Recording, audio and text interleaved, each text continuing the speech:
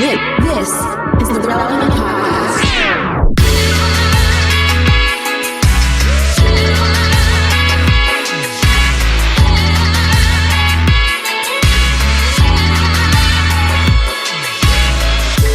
It's episode 990, and it's a Relevant Podcast here in Orlando, back with my normal microphone.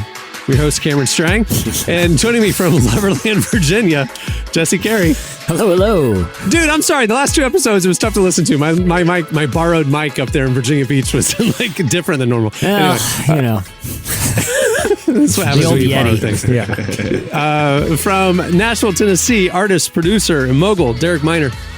What up, though? And from Austin, Texas, author, speaker, podcaster, and now podcasting professor. She's launching a podcasting school.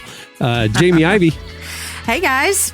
Are you the professor? Are you doing this course you're launching? Are you the one? So me and my team, I don't like doing things alone. Okay. I think doing things alone is scary. Yeah. You know, like if we're going to win together, let's win together. If we're going to fail together, let's fail together. So you can blame them for the failure. So no, I look, blame us all. But we do have a don't course. rob a bank with Jamie. You might as well look. No, I'm saying everything's better together. That's why we have team sports. That's why there's 4 of us on this show. It's just better. If y'all robbing a bank and Jamie get caught, y'all might as well just turn around. Because you're all going down. Hey, y'all, we rise together, we fail together. Come on, y'all come on back. Yeah. That's the episode of Breaking Bad last night. He did like one of his first heists or whatever, and he got these 2 kind of patsies to do it with him. Mm-hmm. And at the end of it, after they pulled it off successfully, he literally looked at them and he named all the charges and the conspiracy stuff that, like, if y'all screw with me, I'm gonna turn y'all in. So we are now bonded. So that's Jamie right there. She is a kingpin. Are you watching a new episode of Breaking Bad? Or Better Call Saul. Yeah. Better Call Saul. I got stressed out because we've been watching that this summer, and I just started the last season. It blended. So they caught up, and Bryan Cranston and Aaron Paul showed up on the episode last night. So it's like they caught up, and they've now merged. So that's why we just started the very last season, and I gotta start watching Better Call. Yeah, not much happens in the last season, Jamie. Don't worry. I've heard it's the best. Don't worry, it's pretty uneventful. It's just a long vamp on some familiar themes. So what I'm saying is, Jamie is Saul Goodman. She's basically saying, my team is going to go down with me. Does Saul come out as a winner? I haven't watched Better Call Saul. I'm only seeing him in Breaking Bad right now. Jamie, it's all a happy ending. They all turn out to be winners. Yeah, everyone learns. There's no consequences for their actions. Exactly. Everyone learns a gentle, firm lesson about meth production, and everyone's it's quite a happy ending. You're not going to believe it. I can't wait for you to see the end, because it works out well for everyone. Yeah, it's like a Disney ending. It's really good. I'm glad to be back with you guys. I've been traveling a ton this summer. Leave for New York in the morning. I just got back from this road trip where we saw Jesse and some other friends, and I've been traveling all over. And then Jamie, we were texting the other day, and she's like, "Oh, I'm in Alaska right now." I'm like, what? What are you? Guys, you've been traveling. What did you do in Alaska? First of all, my kids had the best summer of their entire lives. I have looked at them 1,000 times and said, "Yo, this will never happen again. This will happen when you're 50. This will never, ever, ever happen again." So we were on an Alaskan cruise. Aaron, my husband, and his band were leading worship, and I was doing some teaching. And so it was like work, you guys. It was like a work Alaska cruise. The whole family came, and my first time to Alaska and my first time to Canada. And it was lovely. So this was an Alaskan cruise. So does that mean you're doing like cruise-like stuff? Or are you doing are you whale watching? They don't have like a Jamaican band on the pool deck. I'm just trying to get the full picture here. Like, they adapt it to the environment. Yeah. So, but what do you? Because So the excursions were like whale watching, like things like that, and we didn't do any excursions, but I did see whales from my balcony. So I feel like I got a good. What kind of whales? A big one. I don't know. I had no idea. It was black and white, maybe. And that's orca. That's a killer whale. That's Shamu. I actually am going to take all that back. I think if I saw an orca, that people would have told me that I saw that. I don't know what it was. It was some big thing that came out of the water.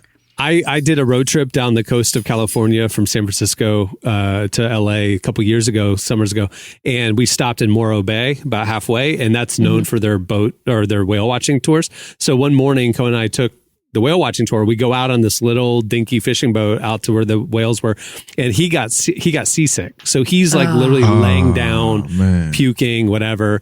And as I'm tending to my son, humpback whales are, I'm not kidding when I say they were within 100 feet of the boat, jumping full speed out of the water, smashing on their sides, splashing the boat. Everybody's, like can't believe how close they were. The boat captain was like, this happens 1 out of 1,000 times that they're this close.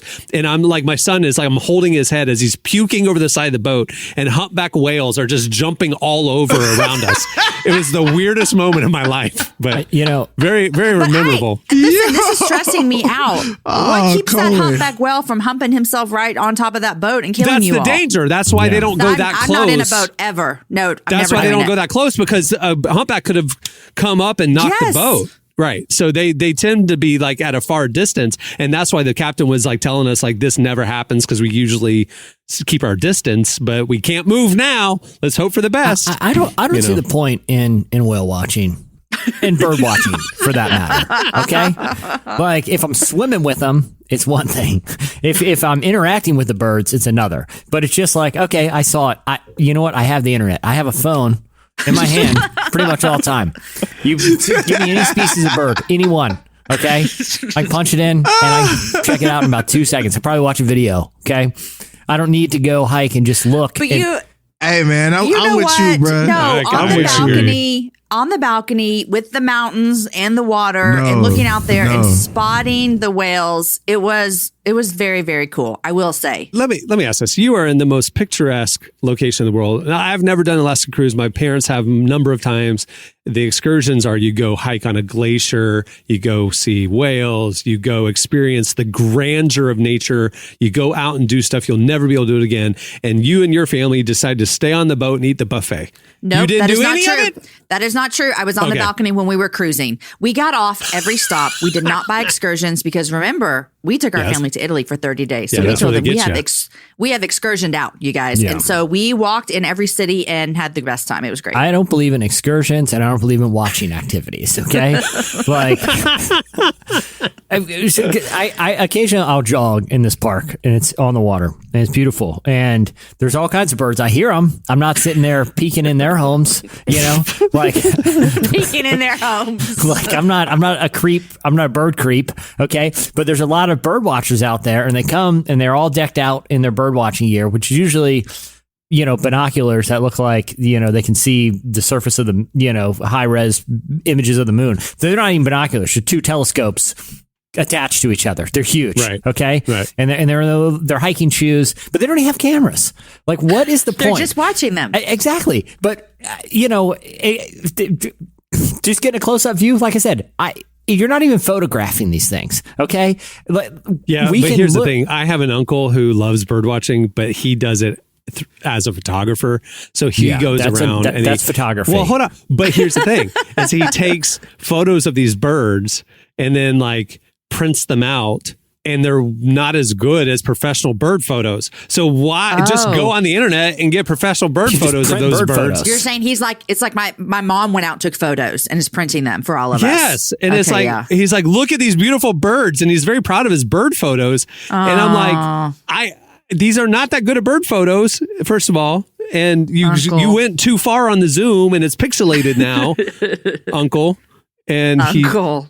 And I'm just like, why am I looking at bad pictures of your birds? I don't even care. Photos. Jesse, have you never sat on your front porch and like watched the hummingbird come and get the food and you just like stare at them and it kind of makes you calm and it brings peace to your life? Does that ever happen at the Carey household? No, not at all. No, I do not. But they're not animal people. They don't do dogs. They don't do birds. They don't do anything. They just are there. You're missing out in some parts of life. I just want you to know. Yeah, I guess it's like I said. I don't want birds peeking in my house. I just feel like I feel like the relationship we have with wild animals. I feel like I'm comfortable with the space that I have with them. They're doing their thing. I'm doing mine. I grew up in a home. I grew up like the back of our house was woods, and so I grew up in a home where my mom loved nature and she loved inviting nature to the home. And so she would put out food for the birds, for the raccoons, for the whatever, to get them to come up to the house. So so then she could watch them. That kind of watching, I'm used to. It's like nature comes to you, and it's like, oh, that's cool. That's a beautiful hummingbird, or that's a whatever. But I didn't have to go like traipse out in the woods for like 4 hours with binoculars to find that. Listen, just lure them in. I will go watch nature and animals if the animal is doing a trick or is entertaining me in some way, like frisbee dogs. Like a whale at SeaWorld? I'm not speaking to the like a morality squirrel of it, that but can yes. water Have you ever ski? seen? I know it's. I know it's been canceled, and I understand why. And I've seen Blackfish, and I have empathy for these whales. But pre-Blackfish, I was at SeaWorld where they're still riding on those things and doing flips and sitting dancing. in that splash zone. Yeah, and basically doing a jock jams choreographed dance. It is pretty thrilling. Okay, that's what I'm saying. Like, I'll watch animals if the animals are trained to entertain me. Otherwise, I let them do their thing. They're hanging. I believe it. I don't need to watch them. Like I said, I got nature shows now have high res cameras that are right up in the habitat. Okay, I can see everything I need to see. If I'm going to go there, they better be doing something cool, like jumping through hoops or catching frisbees or wearing funny outfits or something. Yeah. Yeah. All right. Well, none of this has anything to do with the show that we have planned for you today. Coming up later, we talked to, I don't know, you might have heard of them, Ron Howard and Viggo Mortensen are joining us on the show. New film they're going to talk to us about. Very exciting. What is it called? Can you tell me? Yeah, it's called 13 Lives. It's his new film. Ron's the director, and Viggo Mortensen stars in it. So, a lot of people tell me that my husband looks like Ron Howard. I've never seen your husband without a ball cap on, so I can't attest to that. All right. Ron Howard, if you didn't, sometimes it's like, man, Ron Howard has to be like 300 years old. I mean, he was literally in the Andy Griffith Show. He was in Happy Days. Like, to me, those shows existed in like Arrested Development, ancient history. You know what I mean? Yeah. Like his career, and he seems like a pretty, reasonably young, sharp guy.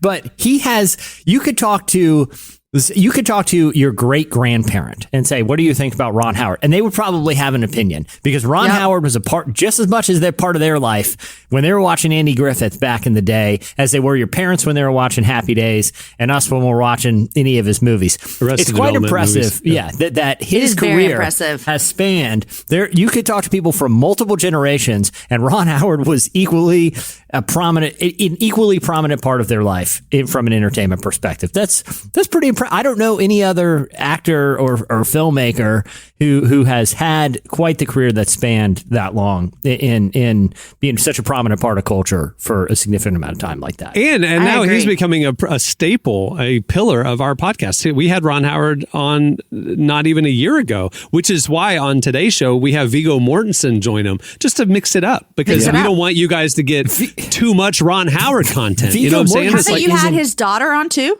Yeah, Bryce Howard is on. Yeah. Viggo Mortensen isn't even in the new 13 Lives movie. We just wanted to spice up the Ron Howard thing, and we just invited Viggo in. And Viggo wasn't even aware of the film. So And I'd like to add that Ron Howard has been married since 1975, and that's also rare. So looky there. Good for him. Him and Mrs. Howard. All right, there you go. So that's coming up later. We also have your feedback at the end of the show. But stay tuned right now. Our Parisian correspondent, Tyler, joins us for Relevant Buzz.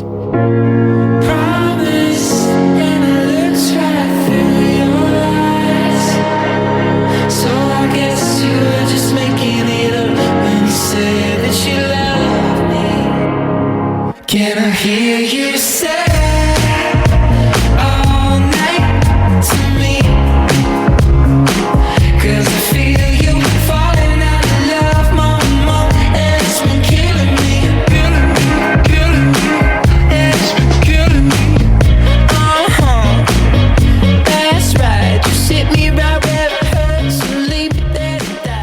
You're listening to Coin. The song is Killing Me. Today's podcast is brought to you in part by Mercy Ships. Globally, 5 billion people lack access to surgical care. In sub-Saharan Africa, there's only one surgeon for every 200,000 people. Mercy Ships provides free, life-transforming surgeries for people who have little to no access to medical care. They help the blind see, straighten twisted limbs, remove deadly tumors, treat cleft conditions, and so much more.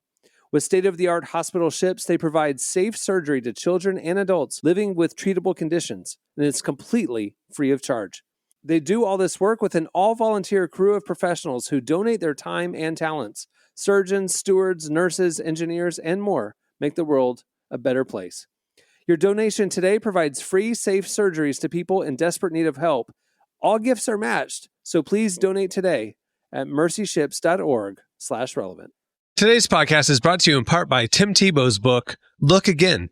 Have you ever wondered what would change if you truly believed you were infinitely valuable to God? In his New York Times bestselling book, Look Again, Tim Tebow reveals the powerful truth that when we learn to see the image of God in every person, including those we struggle to love, everything changes. Tebow shares incredible stories from his work with people the world often overlooks, and it will challenge you to stand up to the lies, rediscover the worth that everyone has, and impact the world for good. Find Look Again by Tim Tebow, available now wherever books are sold. Okay, it's time for Relevant Buzz. Please welcome to the show, Relevant Senior Editor and Chief Paris Bureau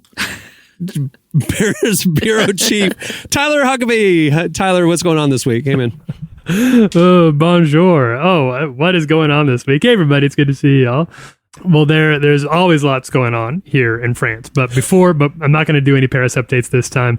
We'll spare you that. You can check on yours. I'm actually going to bring. I know we get a little nervous about this sometimes, but I feel good about this one. We're gonna dive into the world of American politics for just a minute. I don't know if you guys are watching the contentiousness, or if you're aware of some political contentiousness. Are you bringing the TobyMac thing? Is that what this is? And I was not going. No, I wasn't going to. Man, although I guess we could. I can't believe if you are going to unpack that. Oh man, we could, because it is a weird. I don't think anyone else has reported on it. I think that's so just weird. Tyler's world. Yeah, it's a weird one. Real quick, I want to get to this news. Yeah. I know it's very important, and you've prepared, but I need you to settle something for me. Before you came on, we were talking about the ethics of whale watching. For me, whales are intelligent creatures. Ethics or just not the fun? ethics. The interest level. No. I feel like I consider Tyler a very ethical person. Thank you. And to me, whale watching at its core is just rude. Okay, like staring at someone or just the whales have no say in it. We're just watching them. We're just staring at them. That's the whole thing. They're smart. They're social creatures. Yeah.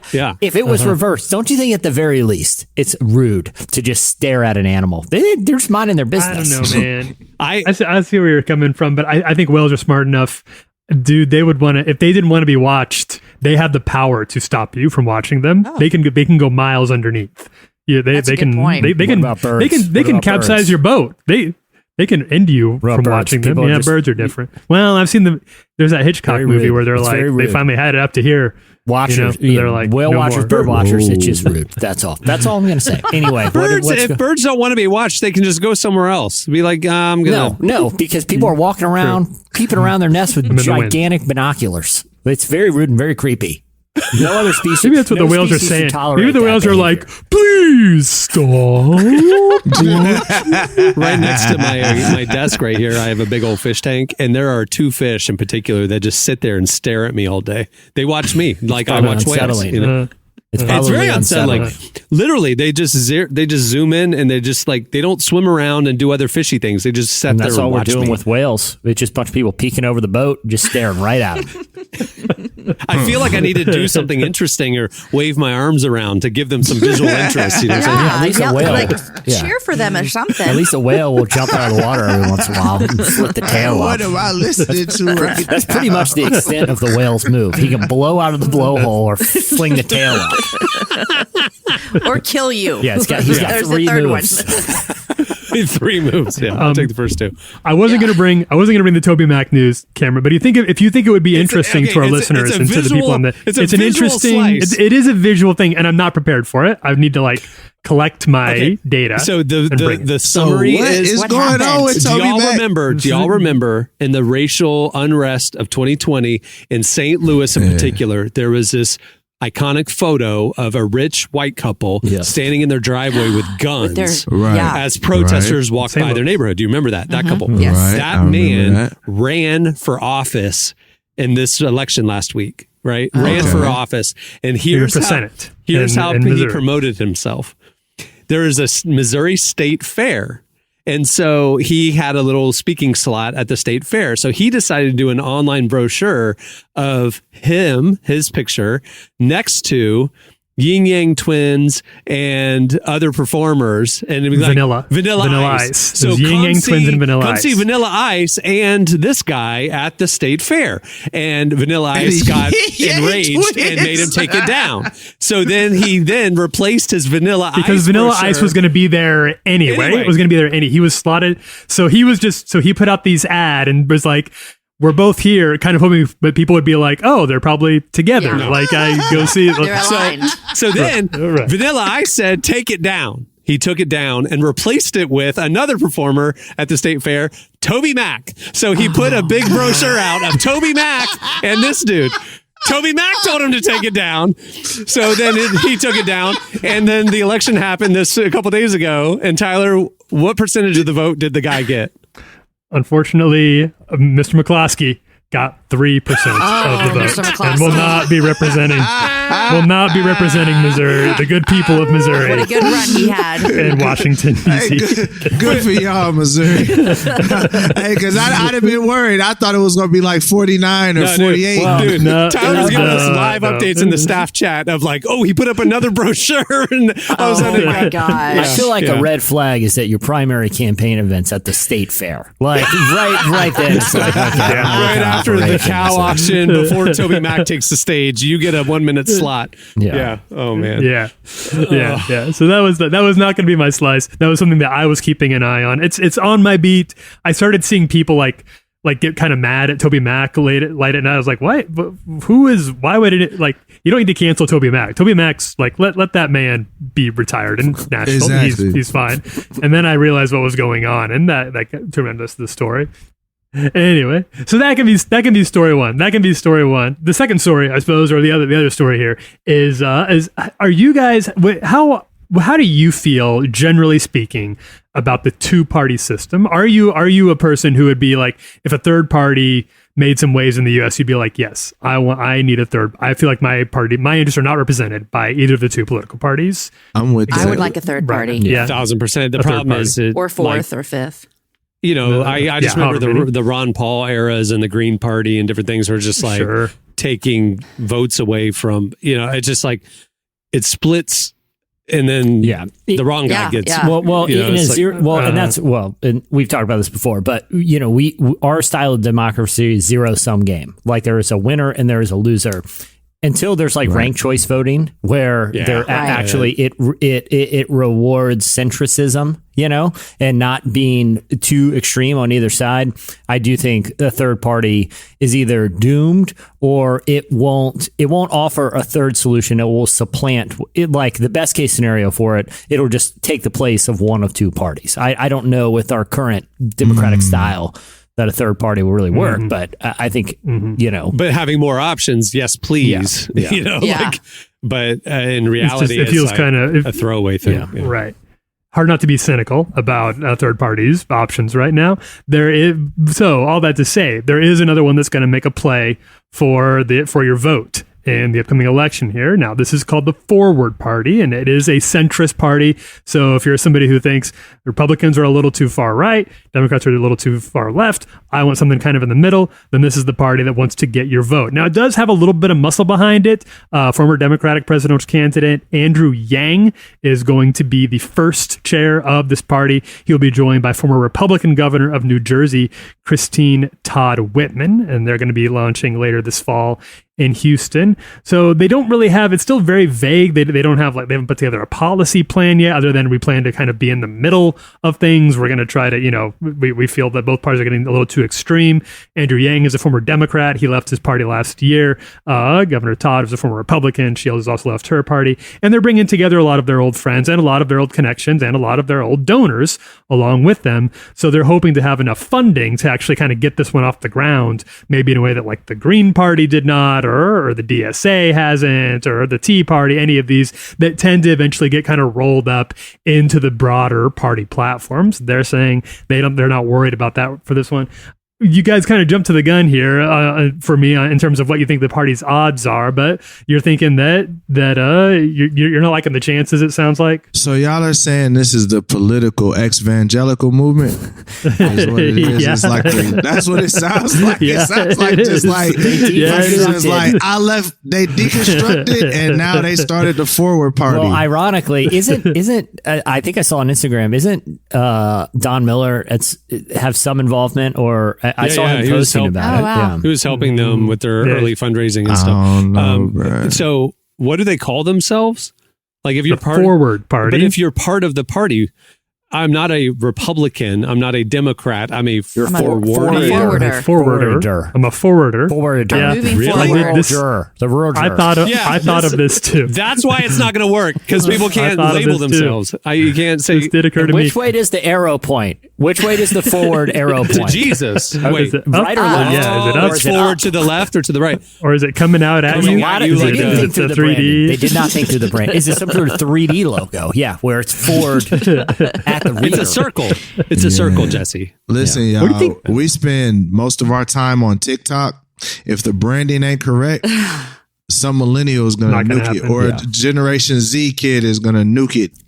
I mean, years ago on this very pod, we had on Andrew WK, who was, I think it was an interview only I wanted to do. I think everyone else on the cast and on the staff vetoed it because the entirety of the interview was talking about his third party plot, which was called The Party Party. And he was very serious about it. And we talked for over a half hour like about it. the Party Party. If y'all remember, like I like late it. '90s, hard rock, Andrew WK like had this one hit. It was about party, and so then he later started the Party. Jesse thought it was hilarious. We thought it was hilarious. Let's bring him on. Ironically, thinking it was he for was in real. on the joke, and he Oh, came on to the no. interview with Jesse. It was dead serious about the Party being a real party, and we were like, "Oh, we thought this was going to be a funny bit, and it wasn't." It was Did you even air better. it? It was even Hey. better. Did you air it?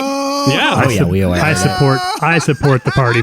That's Jesse's Heck whole yeah, we thing. did. Is Heck yeah, we is did. awkward. This is amazing. It's one of my It favorite was the same interviews. era. Hold on, I need to show you something that a fan sent in one time. Hold on. The party. You got the what? Not. I'm not a Republican. I'm not a Democrat. I'm a party Yeah. person. I'm a Party party, party. I'm a Partier. party animal. I'm a party, party man. animal. Party animal. You have donkeys, you have elephants, and party animals. Yeah. And it's just animal from Muppet Babies. Like the I forget what election cycle it was. It was our Winter Park office. I just remember that. It's probably 2012. Okay. We were advocating for the need for a third party as well. Tyler was on the Okay. podcast, and we ended up, I don't know how Jesse got us here, and then a listener sent this in. I'm about to show you. The dance party. Oh, that's Dance right. party. Oh, The my dance gosh. party. Yeah, that's right. All that That's to say, Andrew Yang, Don Miller, this has been tried numerous times. Wait a second. Why do you have this 10-year-old shirt? Is it hanging up in I have in a the whole office somewhere? bookshelf of like podcast jokes that people have sent in over the Okay. years. Oh my gosh, And so I this love is it. this is on the shelf. But yeah. Knowing we flirted with the dance party, we've had the party. There's been the green party, and now we have the forward party. Tyler, has there been any inclination of what kind of voters they're trying to court to push the forward? Just they cited the study that came out from Reuters, I believe, last year, that 2/3 of Americans want a different party. They're not satisfied with the two-party system. So that's a lot of people out there. So they're right that those people exist. Now, the question they don't have an answer for is, A, do those people want a party that's in the middle, or are they like, Republicans are too moderate, I need a party that's going to go, all the way for me, or Democrats are too soft, I need a party that's going to go all the way left. We don't know. We just know they want another option on the ballot, which is fine.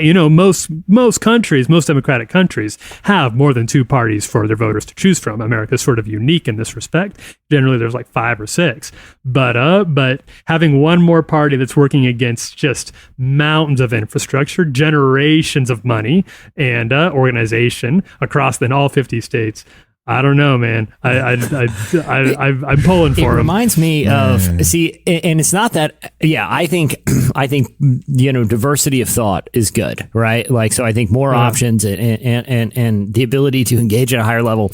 But I remember a headline that The Onion ran back in 2016, because if there was ever a time that a legitimate third party candidate could emerge, it was when you had two of the most polarized. That was the year that Trump was running against Hillary Clinton. Yeah. People in their own parties did not like either of those candidates. Right. And there was a third party that was actually, getting votes, and it was Gary Johnson of the Libertarian Party at the time. Right. And he was doing so terrible on basic questions. You guys may remember he was asked, this was during the Syrian civil war, hey, what are your thoughts about what's happening in Aleppo? There was these mass atrocities. And he was, and his response was, now, what is Aleppo? Like, it was, but anyway, The Onion ran this great headline. They said, look, I wish I was better at this also. But the body copy of it, so like, even to this day, encapsulates why I don't think a third party will work, even though I think it's admirable. Can I read just a brief bit of this Onion article? The 2016 president, and it's written as if it was a column from Gary Johnson in the middle of the campaign. The 2016 presidential race is unlike any we've ever seen before. Americans are as fed up as they've ever been with the establishment politics. The nation is confronted with two of the least popular major party nominees in modern history, and people everywhere seem hungry for a change at the status quo. As a result, there is a once-in-a-lifetime opportunity here for a third-party candidate to present a transformative new vision for our nation and win support of all voters across the country. And frankly, I'm just as disappointed as you are to realize I am in no way qualified to do that. Look, I get it. I really do. I wish I was better at this too. But I feel like that sentiment kind of encapsulates, like, I don't know if any third party's going to be able to do it. Even when you had candidates that were wildly unpopular on both sides, it wasn't enough to get someone who actually, was a qualified, a former governor to pull votes. I think it's admirable, but I just don't know that it's going to work. I just don't think Americans care enough. I think they don't pay attention enough. You got to think about however many, a couple 100 million don't vote every election cycle, so it's like, people are totally disengaged. The people who are engaged just watch Fox News or CNN. And it's like, I just don't think people are involved and understand the nuances enough to get, they just kind of go, they read the headline. That's it. So like, I'm going to go with the conservative guy or the pro-choice guy or whatever, that's it. That's all they know. And they just don't pay enough attention to the issues, so. And I think it feels scary for some people too. They're like, I feel comfortable voting the way I've always voted. This is how my parents voted. This is how I'm going to vote. I can trust that it's going to line up with 7 out of 10 of my things. And so then finding this middle party feels scary, I feel like, to some people. Yeah. That's true. Anyway, all right, what else you got, Tyler? Well, this is kind of interesting. If I were to, we'll just do a show of hands around here. And if you were to guess in America, would you guess that more men or more women tend to be religious? And since we're talking America, Christian and religious kind of go hand in hand. But would you say it's generally more of a man thing or more of a woman thing? Well, just look at a church congregation. It's all middle-aged women. I mean, it's like... my vote would be women. I mean, I would guess women too, but I thought I read something recently that there was a switch. Well, somebody's paying attention to relevantmagazine.com. Somebody's reading. Somebody stays on because that is correct, actually. But I don't know why. I would love to know why. We'll get into it, and we actually don't have a lot of data on the whys yet, but this is true. Now, for many, many years, it has been true that women have been the predominantly religious group in the country.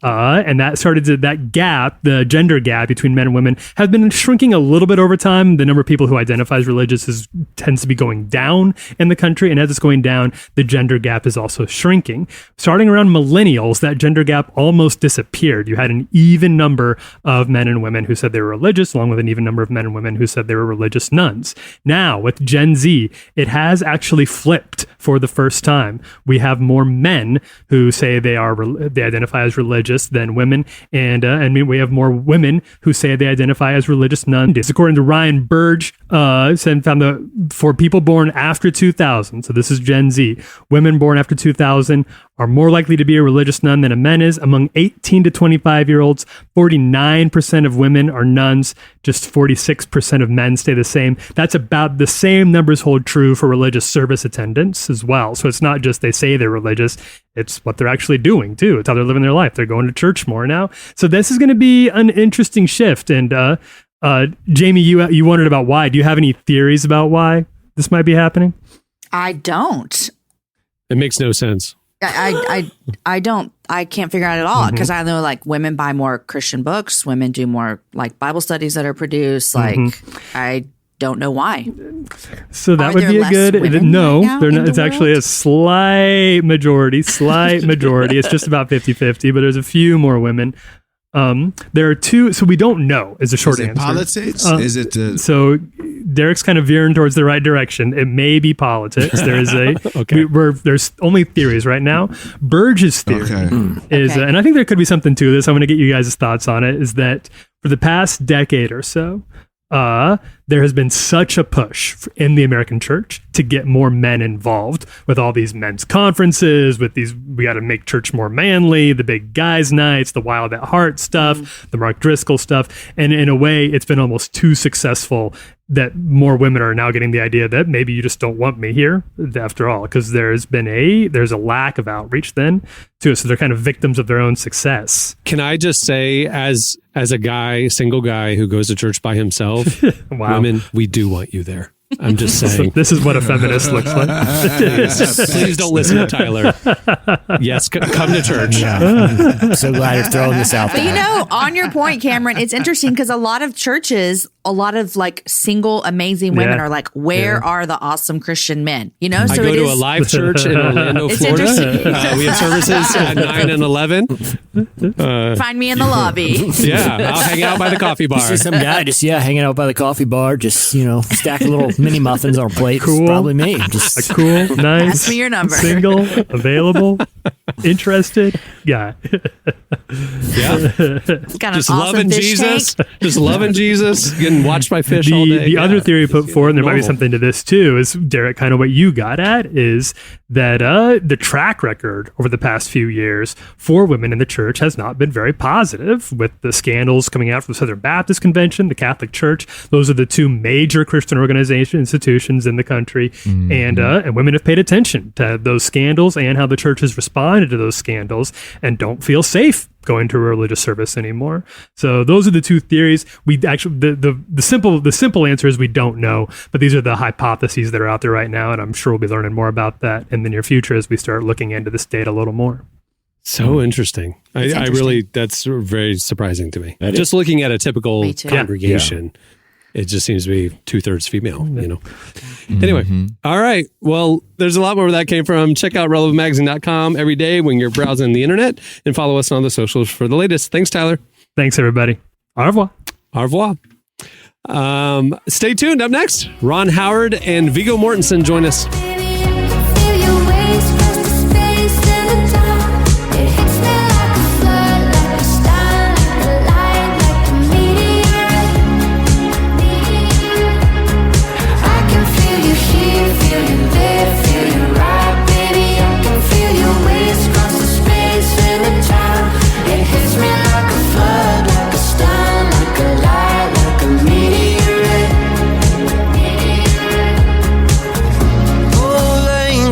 Down into the dusk. You spend it only if you must. You're listening to Anna of the North and Gus Dapperton. The song is Meteorite. Today's podcast is brought to you in part by John Mark Comer's book, Garden City, a book that speaks to the tension we all feel between work, rest, and purpose. The New York Times bestselling author John Mark Comer takes us to the scriptures to identify what it really means to be human, and flips the script on the idea that who you are matters, not what you do. He shows that God created us for meaningful work and meaningful rest. Both matter. This book helps you ask and answer the big questions. Does God care where I work? Is there a direction for my life? So you can discern God's heart for your calling, your rhythms, and the way His Spirit wants to shape every part of your life. If you're longing for purpose and a more grounded way to live, check out the new hardcover edition of Garden City wherever books are sold. Well, today's show is brought to you in part by the new book, God, the Science, the Evidence. We talk a lot about faith, but how often do we talk about science in the same breath? You might be surprised to discover just how deeply the two actually agree. For centuries, science has been used to dismiss the idea of God, but today an intellectual revolution is underway. Modern discoveries in physics, cosmology, and biology are consistently revealing the same truth: creation isn't an accident. That profound reversal is what engineers Michel-Yves Bolloré and Olivier Bonassi investigate in their international bestseller, God, the Science, the Evidence. This book is a rigorous, evidence-based critique of materialism, inviting you to explore over a dozen scientific, philosophical, and historical domains. It shows that what was once seemed impossible, that science could point to a creator, is now supported by a vast and convergent body of evidence. With over 400,000 copies sold in Europe, this book is sparking a global debate. It's thoughtful, fascinating, and a powerful reminder that reason itself affirms the existence of God. Learn more and find out where you can purchase your copy today by visiting godthesciencetheevidence.com. Today's podcast is brought to you in part by Erwin McManus's book, The Barbarian Way. Some books don't just inspire you, they confront you. The Barbarian Way, now celebrating its 20th anniversary, is one of those books. If you felt the pull of God towards something deeper and wilder than the safe, predictable version of faith that we settle for, McManus reminds us that following Jesus was never meant to be tame. It's meant to awaken courage, passion, and purpose God placed inside us. He draws from the wild stories of Abel, Noah, Moses, Rahab, and others to remind us that following God wasn't meant to be tame. Safe faith isn't working. Step into the story God is writing for you. Choose passion, choose boldness, choose the Barbarian Way. Available now wherever books are sold. For our guests today, man, I'm excited. We have director Ron Howard and Viggo Mortensen, a.k.a. Aragorn from Lord of the Rings trilogy. They spoke to our very own Tyler Huckabee about their brand new film, 13 Lives, which tells the incredible true story of a group of young boys and their soccer coach who were rescued from a flooded underground cave in Thailand. You probably remember this story. It's a real story. It's crazy, very dramatic. Check it out. Here's our conversation with Ron Howard and Viggo Mortensen.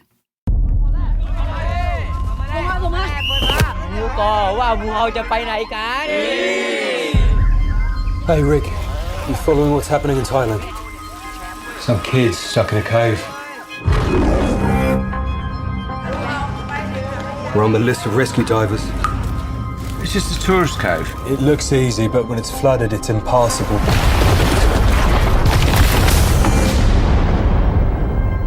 So, 13 Lives is, of course, the story of the rescue mission for the group of young boys and their soccer coach who were trapped in a collapsing cave in Thailand, and the international group of experts and engineers who came together to try to get them out.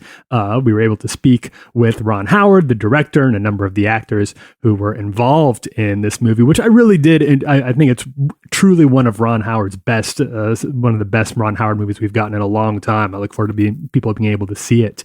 And this first clip that we got from this conversation is Ron Howard talking about the points of this story, of a very complicated story that he felt were really, really important to communicate to people, how you narrow down which parts of the story you want to tell. And here's what he had to say. Well, it really was almost entirely built around the sort of the key turning points and the sort of critical challenges and the way that they were met. There's a scene in Apollo 13 that people like to reference, and it shows up on clips to this day, and it's where they throw all of this junk on the table, and they say this is what they have for us to fix their oxygen system. This is all they have on board to work with. We're going to have to figure it out, and they do. That's based on a real event. But when I read this script, not only were there many surprises in terms of the wide variety of heroic, selfless acts that that were demonstrated that I didn't know about, in addition to, of course, the heroism and the remarkable feat that the divers achieved. But there was this sort of seat of your pants problem solving that was going on under duress and under pressure, and I was fascinated by that. So I tried to lay out sort of what the technical problems were, what the emotional challenges were, where the physical threats were, and just keep building scenes around that. And look, with a scripted, dramatized version of an event like this, what you have are great actors, and you have scenes that you can construct to make these points. And so, yes, there's that larger theme that you were talking about, but it's also the price that people pay, the investment that they make, that of course you don't see in a headline. But if you're an audience member, it can make the film very, relatable, create sympathy, create suspense, and it just reminds us. And look, this is what the real heroes did for us. It creates a kind of an object lesson in what is possible. But of course, they're people. They're people making decisions, and in this case, a lot of courageous people and volunteers. When you see this movie, which I hope you do, you'll see that a lot of it is not in English. A lot of it is in different languages, including predominantly Thai, of course, since that's where most of the story takes place. And that was actually a very deliberate decision. There's in a lot of movies, you might see like the actors who are Thai speaking in kind of like Thai accents or something like that instead. But this movie is all very true to the languages and use of subtitles. That's something that probably wouldn't have happened a few years ago. And here's Ron Howard explaining why they chose to do it that way. Well, audiences are more and more sophisticated all the time, thanks in large part to streaming, but also it's just the evolution of it. I've seen it my entire career. Audiences are becoming more discerning, they're smarter, and this is an expectation now. I don't think people want things to be sort of homogenized and simplified. I think, in fact, a story like this, they want what's granular and they want it to feel authentic and true. So I never blinked about that. And fortunately, the studio executives were very, very supportive. But, it was a screenwriter writing a script in English. It's a director who doesn't speak Thai. And so that's where somebody like Raymond, as one of our producers, who's also a writer, could come in and work with this translation and help me deputize the cast and say, don't let us make mistakes here.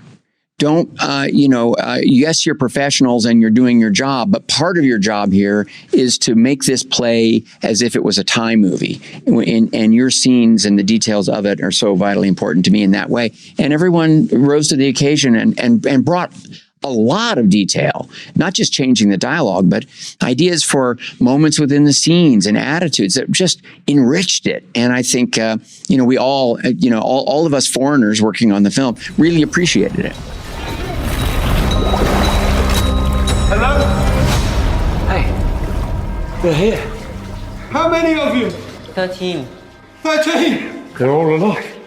Can we go out now?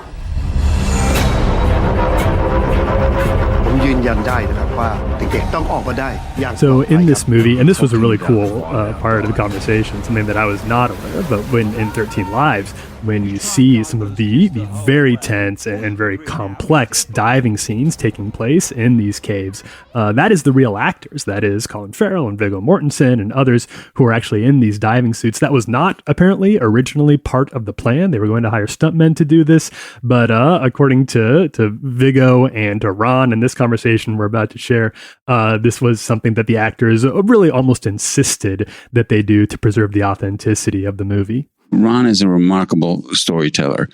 And the way he did this movie, it's like a giant independent film. You talked about the subtitling, that there's actually the Thai actors are speaking Thai. I mean, this is a movie that was made 20, 30 years ago, or by another kind of director. All the Thai characters would be speaking English, and it would be mainly about the Westerners and some heroic thing. This was not that. And it wasn't a special effects movie. We were underwater. We were really doing these things. And once they realized we could do it and Rick said to Ron, no, I think these guys have learned enough that they can really do this. We could, we'll supervise all the time and be careful, but they can safely do it, which allowed Ron to see us up close under there. It's not like they took our heads and put them on stuntmen. I just have to jump in here because to give you a sense of Viggo's focus, Colin as well, and everyone. It wasn't quite like that where I said, oh, I guess you guys can do all the diving. Viggo, there's like practically an intervention. Viggo came in and said, this is so much a part of our character. And now that we understand it and talk with Rick, but I think you'll see that we can do it safely, which Rick confirmed. And so did our stunt coordinator. Please schedule it so we do all the diving. Well, that's a totally preposterous idea for a production as complicated as this one. And we had money, but not that much money. And I've said, Viggo, Colin, I appreciate what you're saying, but I don't know if I can do that. And they literally said, whatever it takes for us, we will forego overtime. We will forget about our turnaround. Sorry, SAG, Screen Actors Guild, but we'll go in on Saturdays and Sundays, and they did it. And they worked so hard because at that point they said this is a part of our character, and cave diving is so specific, and we've learned, and we got to do it. So that allowed me, the director, to create these kind of long lingering shots that would resolve on their faces, and you would recognize that in these tight spots, twisting, turning, moving their tanks, reaching up, pulling themselves along the rocks, that's them. And they did it. They did every bit of it. Everybody did. And finally here, I found this quite poignant towards the end of the conversation. Viggo Mortensen opened up about not just what he found sort of unique about this shooting experience, but also unique about the real life story they're telling and what made it so different and so compelling to all of us who watched it when it was actually happening, and to what made it such an unusual story to tell now. And I won't put any words in his mouth. You can hear him explain it here. As far as the actors, one thing that's great about this movie is that everybody in it, just like in the real story that we're referencing, is a supporting actor. There are no lead actors in this movie or in this story. It's great nowadays. I mean, when so many of the so-called leaders in this country and in countries around the world exhibit a kind of, not all of them, but many of them, selfish, greedy, dishonest behavior as something to have as an example. It's wonderful that you have a recent event that exemplifies selfless collaboration for the common good. Nobody was doing this, neither Rick nor any of the others. None of the Thai people were doing this because they were going to get rich, because they were going to gain new territory, because they were going to get political power. People did it because it was the right thing to do. And it does show, like, the best of us, that humans are capable of doing amazing things together. And we sometimes forget that, and we even sort of get fascinated by people who behave really badly and selfishly. It's like, wow, that's cool. Look how they got that done. They've got power, and maybe I should vote for that person. And it's like, no, maybe not. Maybe these people, most of whom are pretty much none of them were known people, famous people, they got together and did something amazing for all the right reasons, and we can do that more. Man's already died. We'll do nothing. We'll be bringing him out dead for sure. So you are expecting casualties? Yes. I expect casualties. That was Ron Howard and Viggo Mortensen. Make sure to check out their new film, 13 Lives. Stay tuned. Up next, it's your feedback. Brooklyn's dead, and Kingston's booming. Let's a real last snake. Can I make a step soon? You moved upstate, so typically now I'll send you an image. If you would just calm down. Traders with lungs, they run this show, so you still love your condo. You're listening to U.S. Girls. The song is So Typically Now. Okay, it's time for your feedback. Last week, we got talking about creative and cheap ways to have fun. I actually don't remember why We were talking about that. Do you? Summer? Was it summer break? We were on a road trip. Maybe it was something like that. I don't know. Probably something. Anyway, we hit you up, or you hit us up at Relevant Podcast on Twitter and told us some of your creative and cheap ways to have fun this summer. Here's some of our favorites. Well, looky what JD Faith Journey said. Bird watching. I saw that. Bird watching. One, I'm trying to have fun, not reduce fun. Okay. Oh, that's because if you're hilarious. looking at, hey, how could I find a way to be actively more bored? I know. I'll go look at birds, and it shouldn't be bird watching. It should be bird creeping, because that's what you're doing. You don't have their consent. You're just peeping in on whatever that bird's doing. I want to be friends with Steph Ostini. She said in high school we used to go to the 24-hour Walmart at midnight and play hide and seek. Oh my Heck gosh. Yeah. I would play around in like the camping aisle and stuff and like spray my friends with the deer pee and all that stuff. Oh, but like, wow. Yeah, That's that's yourself definitely kicked out. Yeah. But yeah, that's wild. yeah, hide and seek though. Yeah. That's a great idea. Leanne says this: taco nights with friends. Everyone brings a portion of the meal, so it's cheaper for everyone versus dinner out. That is some creative, cheap fun. Everyone brings something. Right. So Israel says, we spontaneously held our own America's Got Talent one evening with judges and everything. We baked together for fun too. So looky there. That's kind of crazy. Your own America's Got Talent. That would I think that would be. They have to have a fire. lot of kids if they've got people in the talent show and judges. Like that's just Maybe that's they a got lot like of people. friends as judges or something. But the thing is, someone has to be the Simon Cowell of the situation. And so your little niece, your little niece, her dance ain't cutting it. Absolutely dreadful. Absolutely dreadful. Yeah, like. Look, I've seen America's Got Talent. Someone's crying. Okay, I was like, someone's going to be crying. Or it's not America's Got Talent, just a fun family talent show. Have you seen? I didn't know this happened, but on TikTok the last couple of days, for some reason, I've seen like the footage of the early Harry Styles Britain's Got Talent episode. No. Did you know this? Nah. 12 years ago, he appeared on Britain's Got Talent. Simon Cowell was one of the judges. And he had this whole thing. He was like, well, what do you do? He's like, I work at a bake shop. And he was just a kid who worked at a bake shop. It was like magic or something unrelated to music. And he said, well, why are you here? He said, I'm going to sing. And he said, well, you know, are you good? And he said, well, my mom tells me I'm good. I don't know. Aww. And he said, all moms say that. He goes, well, that's why I'm here. I would like you to tell me if I'm good. And so then the footage is he starts to sing this cover of Hey Soul Sister, that song. And it's terrible. He's flat. It's awful. Like, I do not know how this kid became famous. Like, he was awful on his first TV episode anyway. But that was Britain's Got Talent. Maybe What did lower Simon standards.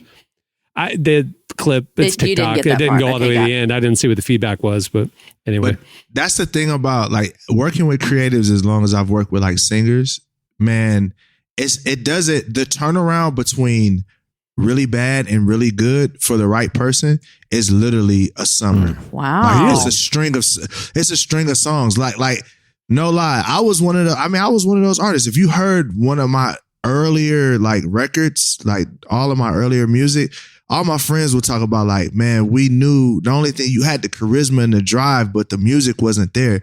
And it was literally, I remember for myself one summer, all of a sudden everybody was like, they're getting the stank face on all the music. And it's like I had found the thing. You know what I mean? It's like there's I think with creatives, there's like peaks, or there's like, you know, like it's almost like the stock market. It like goes up, then you kind of plateau for a little bit, and then it hits another level. I think, but for singers, that's a real thing, man. I've seen a lot of people go from the ugly duckling to amazing. Wow. And like projects, you know, it could be it could be working with one producer, someone who told you something about your voice that you didn't know, or gave you a technique, and like that, boom, they're off to the races. Derek, if you were my producer and I have been told that I am tone deaf, like legitimately tone deaf, could you get me from that to singing? You have to have some talent. Well, so that's but see, this is the thing though. The thing about great art and the thing about like being a creative is not about me trying to make you into Adele. That's not the goal. The goal is, okay, well, what are you good at? And let's find that and do that 100 times over.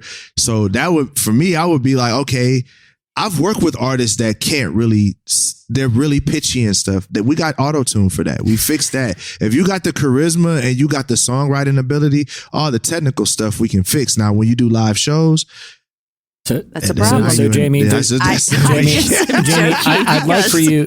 I think we could settle it right now, and we can guide you. Could you do a couple bars? I got you, Jamie. A couple bars come to the studio of Hey Soul Sister. Really, any Train song, Meet Virginia, any song by the band Train, and we'll tell you. Listen, I'll be singing away, and Aaron will really look at me and he'll go, "Do you hear what they're singing?" I'm like, "Yeah, I'm doing the exact same thing." And he's like, "No, it's not." In fact, last week on our family vacation, I was singing a song at the table, and my 18-year-old son looked at me. He said, "I figured it out. You sound like a Muppet. That's what you sound like. You sound like a Muppet." Well, listen, I haven't watched a lot of America's Got Talent, but last time I checked, whether they're doing comedy, magic, or music, a puppet or a Muppet is involved with like at least a third of the acts from what I remember from that show. But listen, I am fine with this. I don't care. I know I'm tone deaf, and I still sing a joyful noise to the Lord. That's okay. No, that's all he asked there you go. We just get you your own little personal auto-tune so it don't affect everybody else. There you go. Derek, I have an actual question for you. So you talk about your first album or your first music, and your friends now are like, "Yeah, we knew you had something, but it wasn't it yet. Now you're there." Yeah. Did they tell you at the time? No. But you know what the thing is? They may have told me, and I probably wouldn't have listened. Like, I was so bullheaded, and so like I knew I was gonna do this. Like, so yeah. But I remember my partner Mo. Like, I mean, being honest, like in Nashville, I wasn't really coming up. I wasn't really one of the ones people were like, he's gonna be that guy as far as talent is concerned. It was really just timing, and like I said, it was like one summer where the music just clicked, and that happens for a lot of artists where you will hear their early stuff, and it also happens the other way too, where you hear someone come out the gate and you're like, oh, that person is fire, but they never progress in their talent, and then it gets stale and it gets old and it doesn't grow.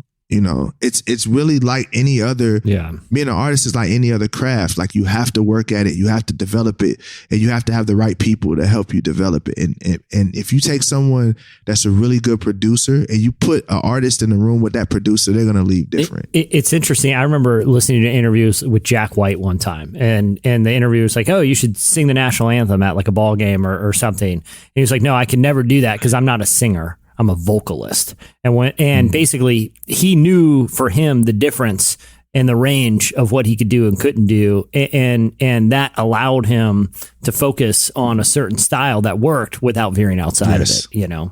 Yes. I think a lot of people should think about that before they say yes to singing the national anthem, if you know what I'm saying. The national anthem has made mice of men for sure. Because it's in a hard range. Like, it's up there, and then you have people that have literally killed it, right? So you want to kill it, and then, you know, it's loud. You got usually in a stadium, you know, if the sound ain't right there, man. We've seen this national anthem humble a lot of people over our years. Hey, have you heard anything from Fergie since her national anthem? Man, just the remix. It killed her career. It killed her career. She's done. It was rough.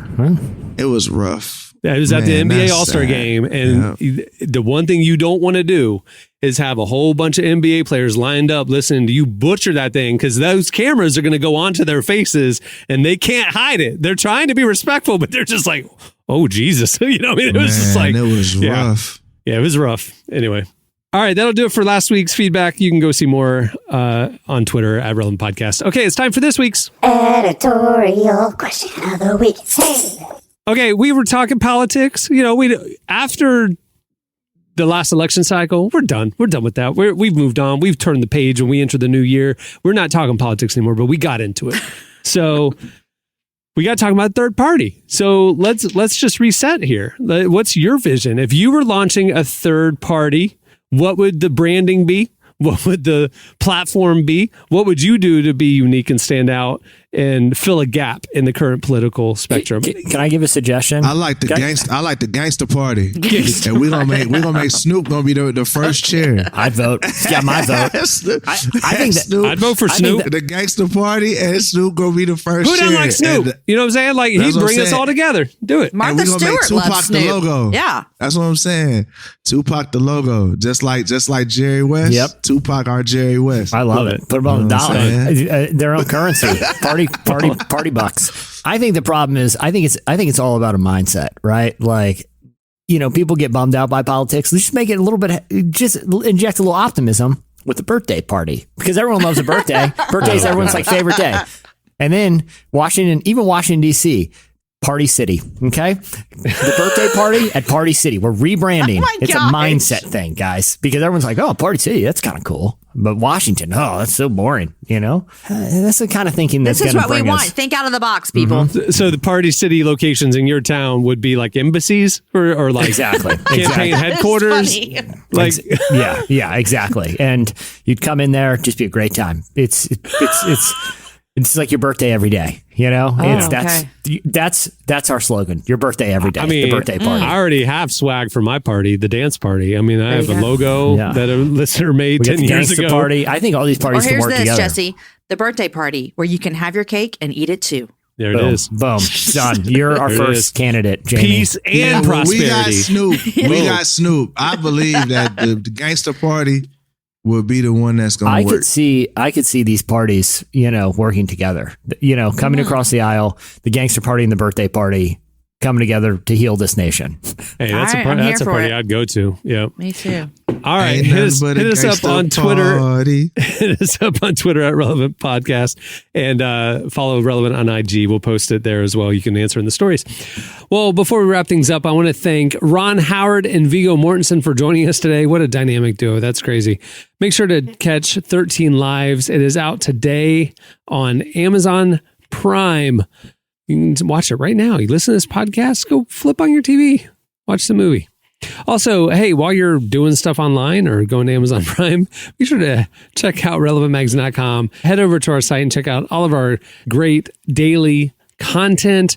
And while you're there, make sure to check out our summer digital magazine that features the likes of Naomi Rain from Mav City Music, John Favreau, Rainn Wilson, James Vincent McMorrow, so much more. It's just packed. Go check it out. It's available for free thanks to our sponsor, World Vision. They're the presenting sponsor of our summer issue. Don't miss that. Also, if you're a Relevant Plus subscriber, you get the enhanced digital edition ad-free. It's available in your dashboard. Don't miss it. Go get it. It's beautifully designed for tablets and desktop and all your devices. Don't miss that. Also, if you haven't signed up for Relevant Plus, it's the best way to experience our content. You get an ad-free, unlimited reading experience at relevantmagazine.com.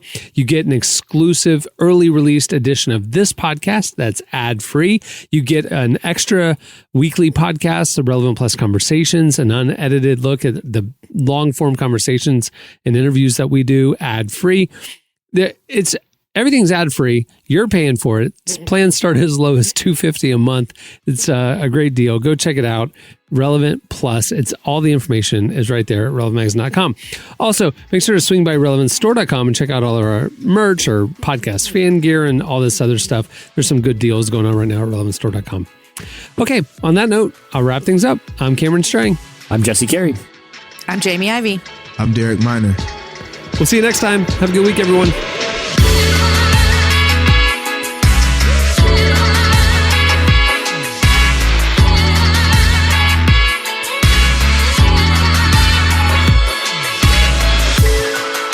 Thanks for listening to the Relevant Podcast.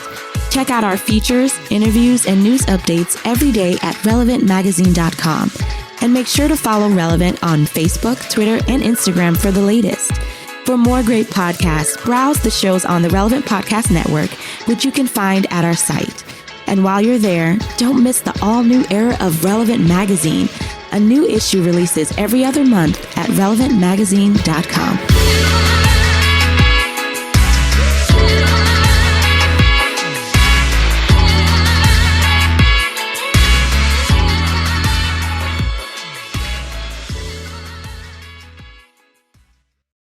Your forwarder. The rural juror. Relevant Podcast Network. Shopify is a global commerce platform that helps you sell at every stage of your business and sell more with less effort thanks to the Shopify magic. Your AI-powered all-star. Sign up for a $1 per month trial period at shopify.com/redcircle, all lowercase. Go to shopify.com/redcircle now to grow your business no matter what stage you're in. Shopify.com/redcircle.